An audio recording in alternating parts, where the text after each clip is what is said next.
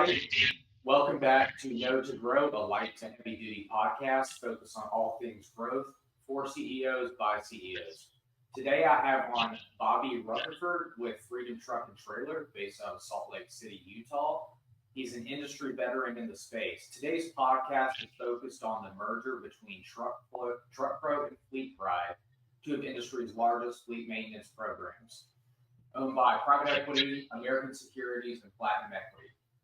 Let's go ahead and hop into this. Bobby, tell us a little bit about your background and what you do over at Freedom Truck and Trailer Parts. I'm one of the owners here at Freedom Truck and Trailer Parts, and we're a BIPAR member independent.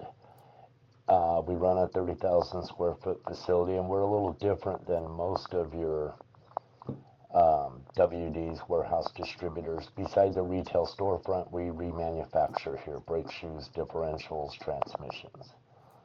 So we tend to fit into a little different niche than most of your just retail stores. My background comes from, I've been on both the OE side, the vendor side, and the distributor side. Working for two large OE groups, running programs for them, to running a division of a large manufacturer that sold to the OEs and aftermarket. And now for the last 6 years, I've come in as an owner at Freedom Truck and Trailer. Good. Well, I think you're the perfect person to speak about this merger between FleetPride and TruckPro. Let's jump into things. So, big picture and market landscape here. What does this potential merger signal about the heavy-duty aftermarket where it's headed? One, I think it signals that even though the last few years it has slowed down, that it's getting healthier and stronger, the market. There's stronger demand for parts and fleet maintenance. Good. That's helpful. What do you think motivated the merger between the two? Obviously, they're similar companies, do slightly different things. Ultimately, I thought they were going to merge together, but wanted to get your opinion. Well, my first thought is cost savings, procurement, economic scale, logistics, digital systems combining, providing equity timing. Both of them are at the 5-year mark, which means their ROIs were due. Yeah. And acquisitions have been slower on both sides for them. And what you mean at the 5-year mark is, right, most private equity firms buy a company and basically try to flip it over a 5-year time frame to return gains to their limited partners. And honestly, it's a private equity timing. We know at that 5-year mark they want a return on their ROI. We know FleetPride's was $225 million that was due November 1st. Okay. So in practical terms, over the next 12 to 24 months, how do you expect this to reshape parts distribution, service, and maybe most important, customer expectations? Well, my first thought is we're going to see probably 40 to 60% of consolidation of stores. If you look everywhere in most metropolitan larger areas, they were already oversaturated, both of them anyways. So now with the two of them merging, the only thing that makes sense is them to shrink this down. Yep. And even if they look at it from the conservative side, you're going to see 30 to 40%. And talk about those percentages again. What do those mean? I'm sorry, what?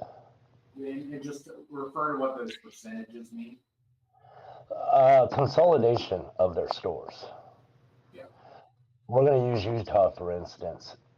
With this merger, there's now 18 stores in the state of Utah. Both of them struggled with the amount of stores they had and had already been talking consolidating them down. Okay. So you think they're going to shrink up to 60% their store count of everything? I think it's going to be between 40 and 60%.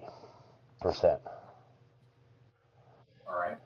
And I think we're going to see fewer storefronts, but more regional hub style distribution. Yeah.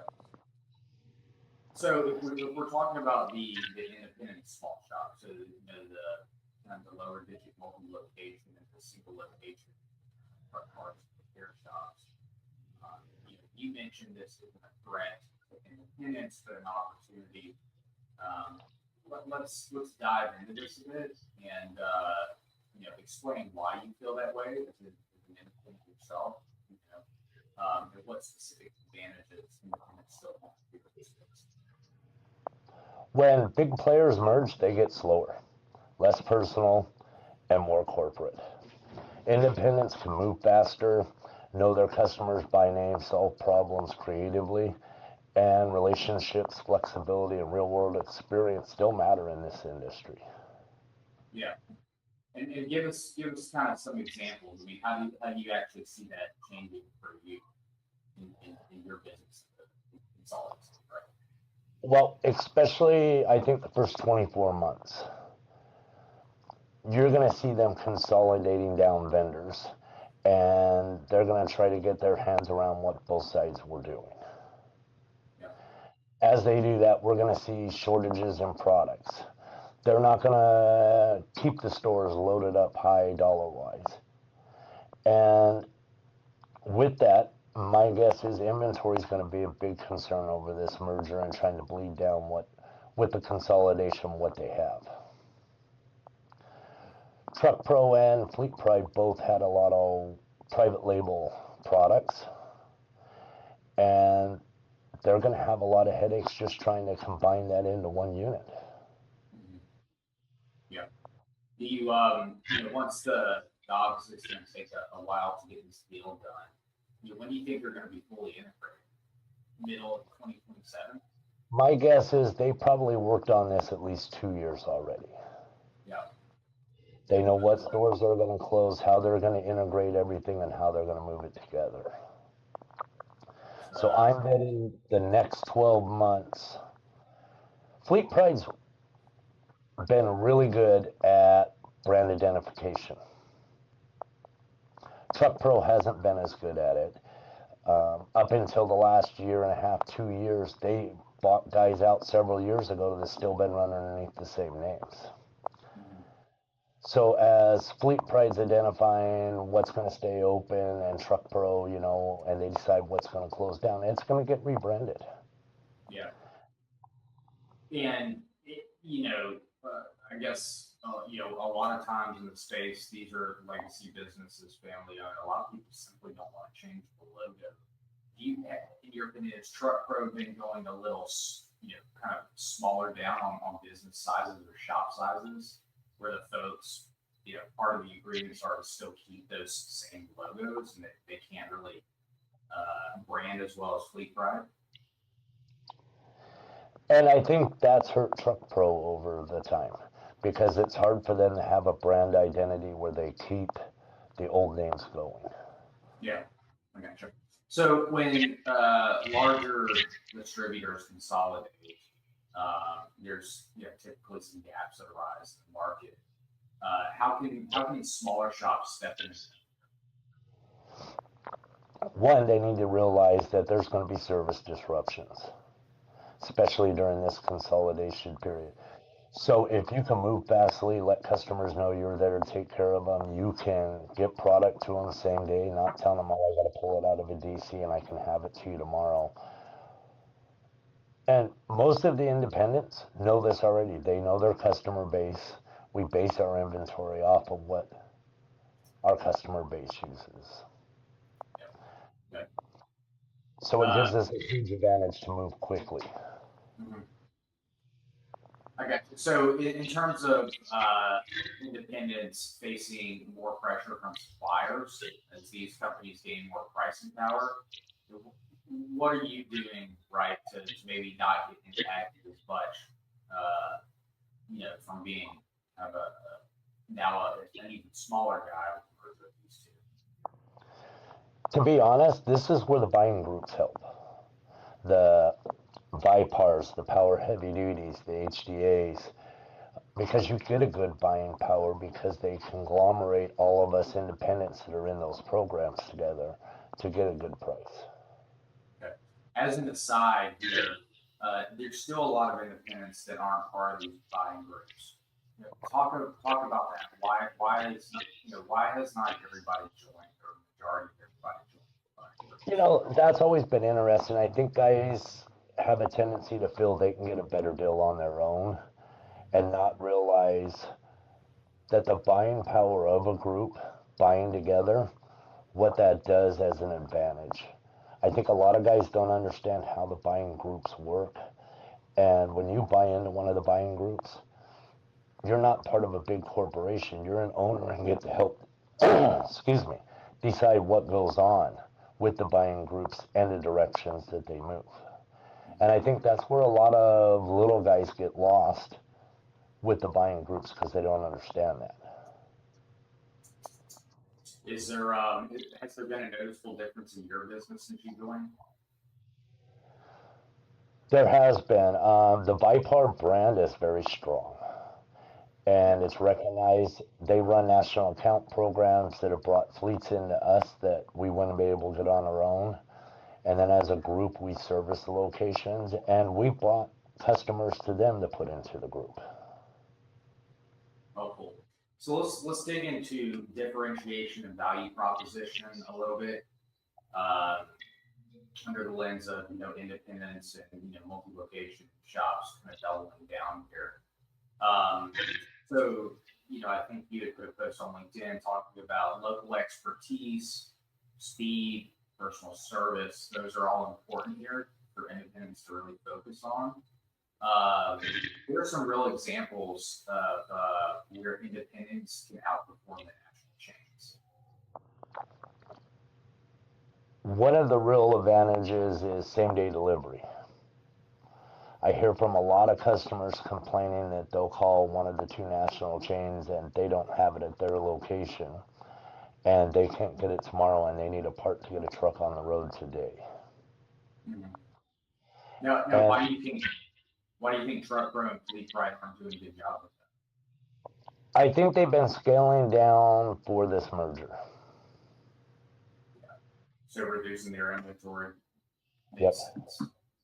Anything else you want to add there? Expertise, real world knowledge. This is something I hear a lot of complaints about, that FleetPride and those guys have turned into more of an AutoZone or an O'Reilly's where they just go through and punch the boxes on the computer and somebody comes in, throws a part down, they can't just identify it or know what it takes to fix that. I got you. So more of a commodities-based business in terms of kind of honest labor and talent. I think they lose a lot of guys due to frustration on how the systems go. Yeah. Okay. If you're talking to a peer in the space, another smaller independent, what are the top 2 to 3 differentiators that they should work on sharpening? So, in other words, what are you sharpening? One of the things we pride ourselves in is, let's say a customer has a 2018 Cascadia. We know what they need for those trucks. Where the guys at FleetPride and TruckPro are going to run through, check the boxes. What year is it? What model is it? What engine is it? And they don't know what their customers need.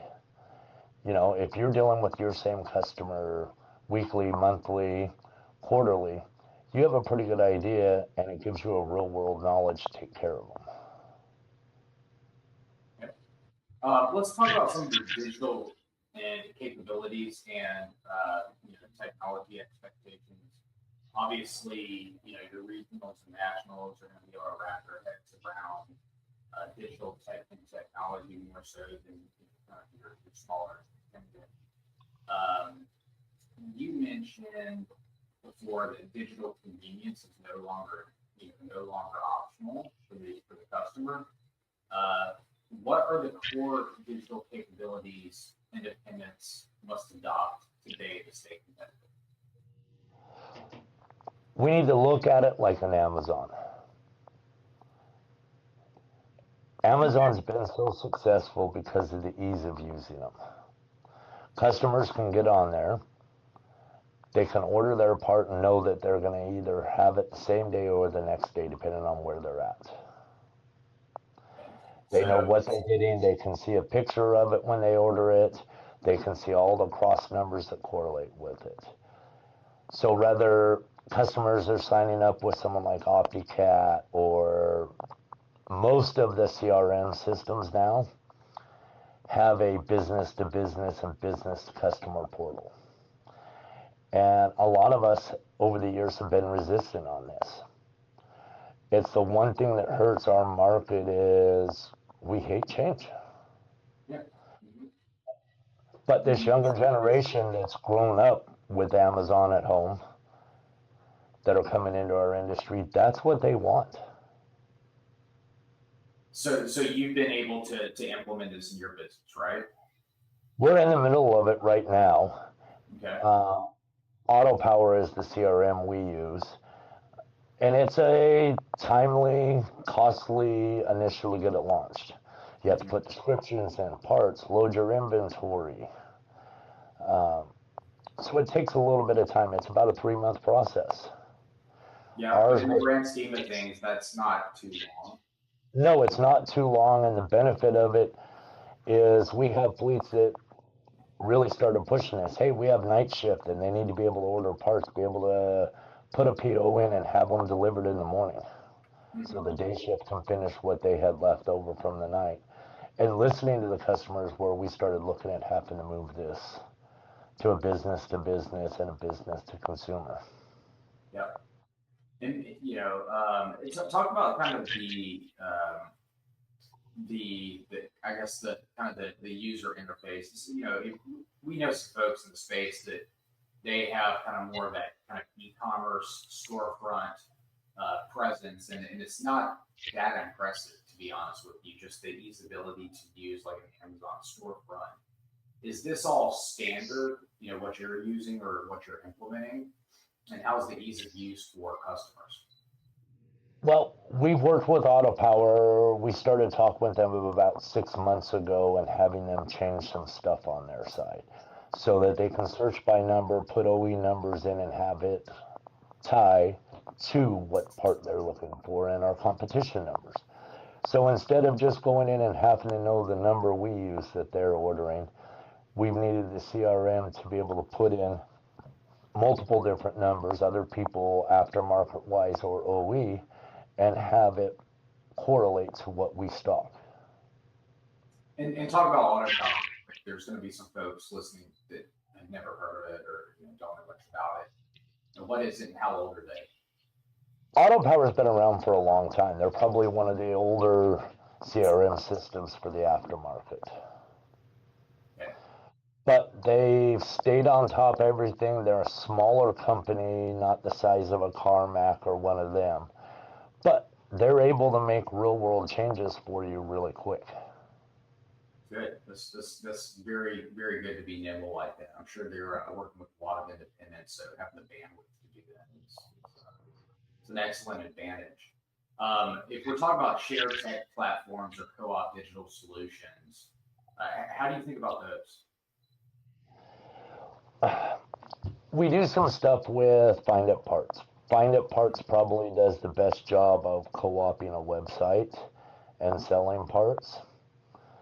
Other than the Find It Parts, I've struggled finding some of the other ones that you don't lose your brand and identity in. Mm-hmm.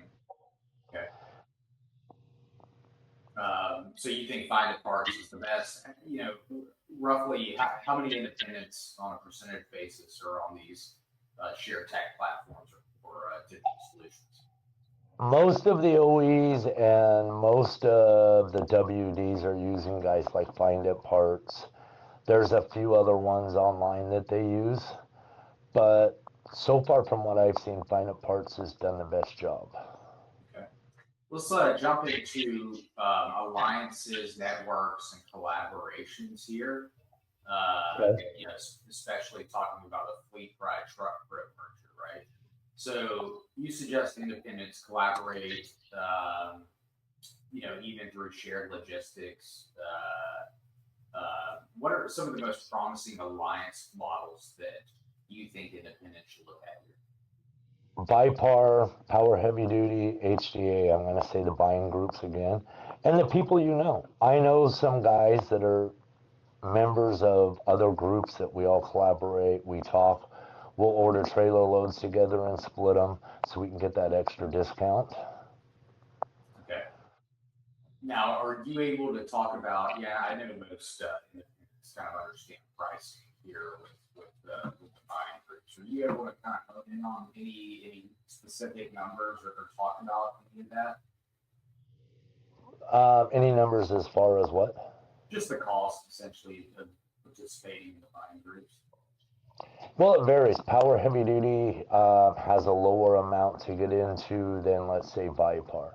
And HDA's got the same program. They have another one they've launched this last year that has a lower buy-in amount than to jump into an HDA group. And then how are some of these programs evolved? I'm sure they're a little bit different than they were 5 years ago.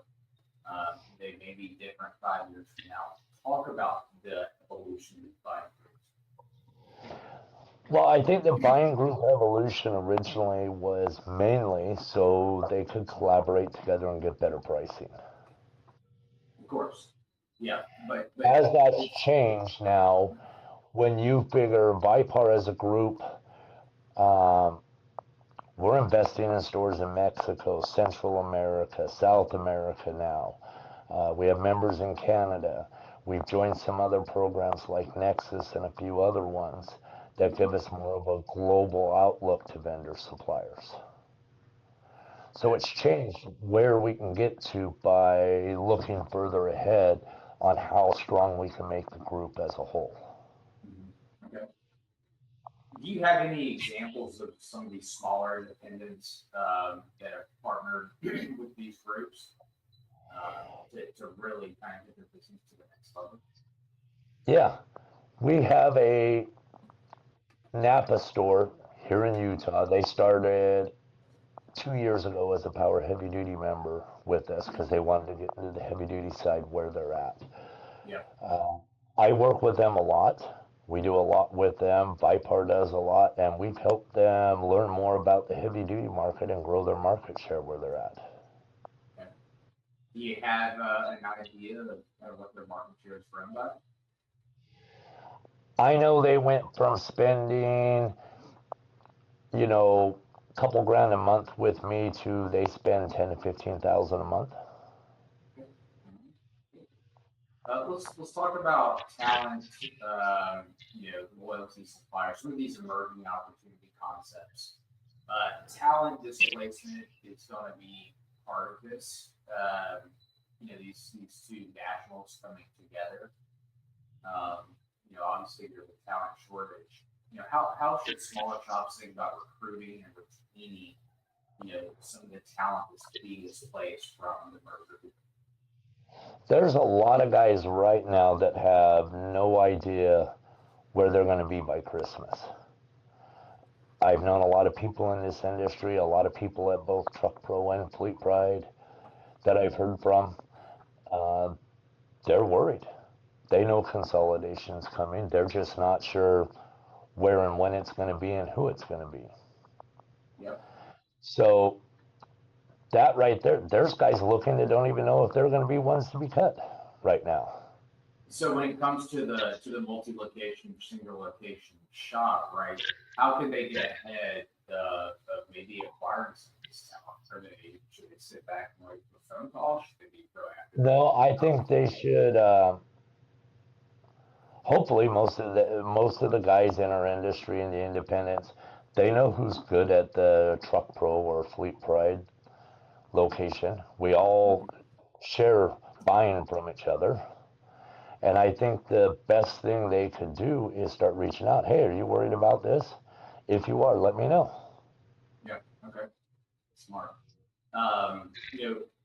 I think everybody knows what that local loyalty advantage means in practice. There's going to be some customer dissatisfaction, FleetPride or TruckPro customer dissatisfaction that comes out of this merger. I guess, what does that mean for the kind of the smaller end? What's the loss rate or the attrition rate of some of these folks?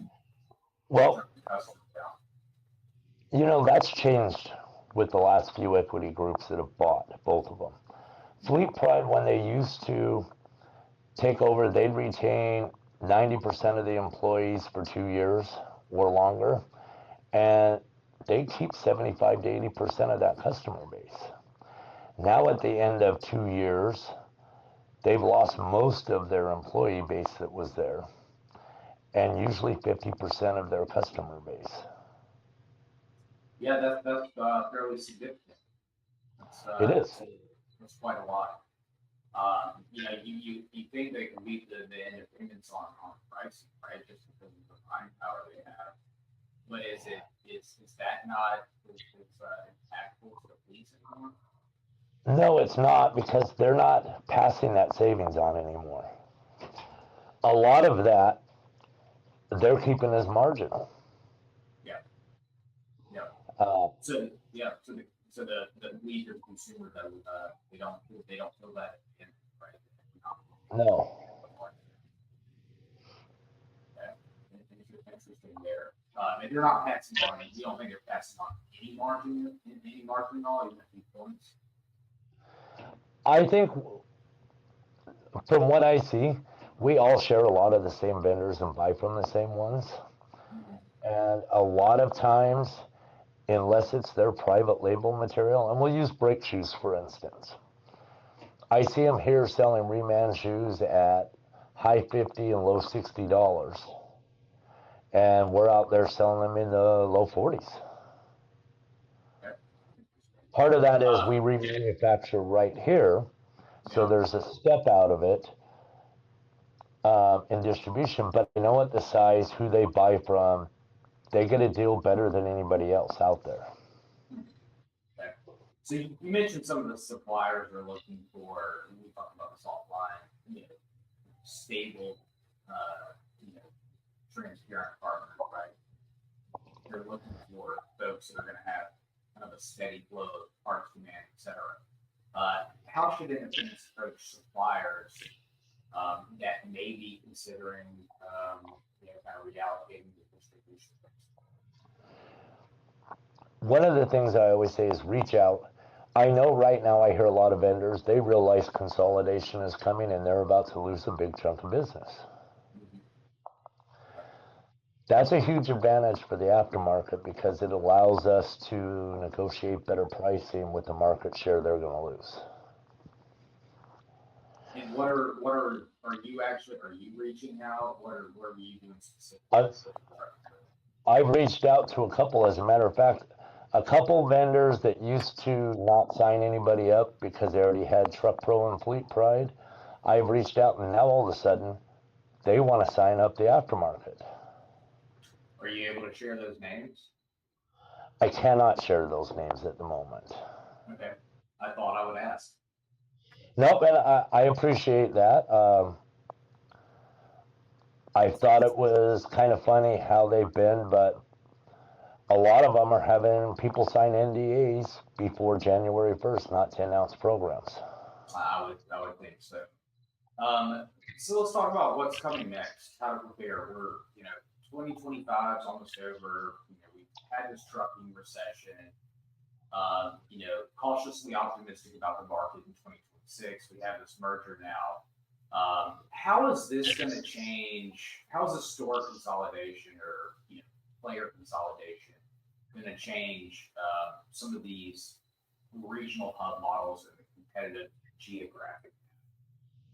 Well, I think one of the things people need to realize is we're going to see larger regional hubs servicing larger territories with fewer branch stores out in the field. Because the end result is it's a capital company that owns them, and all of this is about the next sale. Yeah, but if you talk about some of the regional hubs kind of absorbing some of the kind of single location kind of mom and pops out in the field, there is a geographical impact, right, to the actual customer. You would think that the consolidators can't pull away so much from some of the rural or location-based areas. Talk about that a little bit. Rural locations, FleetPride and TruckPro both already struggle in them. Talent's been hard for them in those areas as well. Now we service several rural areas from our main location in Salt Lake. I've got sales guys that go outside to outlining areas, and we do very well. So that's the local service? Yeah, my sales guys will go up the week before, take an order, and then we send a driver up later in the week to deliver everything to them. All right. That's helpful. So less folks, larger hub, right? Kind of what you're saying. How should what should a small distributor shop do right now to avoid being squeezed as TruckPro and FleetPride renegotiate suppliers? What are you doing right now? Strengthening supplier ties. Yeah. As products are moving away from some of these through the consolidation, they're going to let you know, hey, I've lost distribution. We had this much in your area, and now they've scaled it back to this. Here's a good opportunity for you. Diversify your sourcing.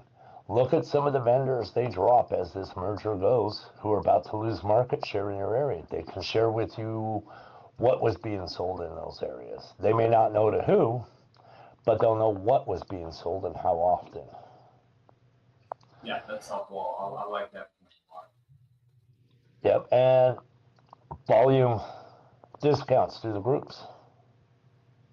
I think the groups are about to get much stronger over this. Okay. So if we talk about this merger being two of the largest national players in the space coming together, is this going to spark more consolidation at the independent or regional level, or are we going to see that? Are we not going to see that? What's going to happen? Absolutely, we're going to see it, and we know how this works. Once private equity sees results, others will follow.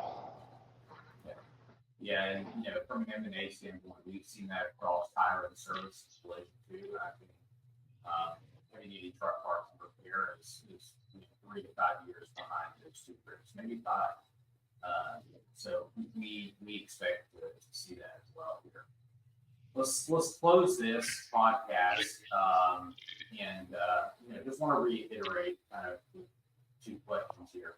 How are you positioning your business to win in kind of this new aftermarket environment?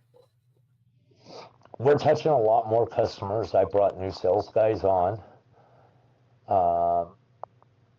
just so we can go after new business with all of this. There's going to be a lot of turmoil on this, why they integrate the two groups together.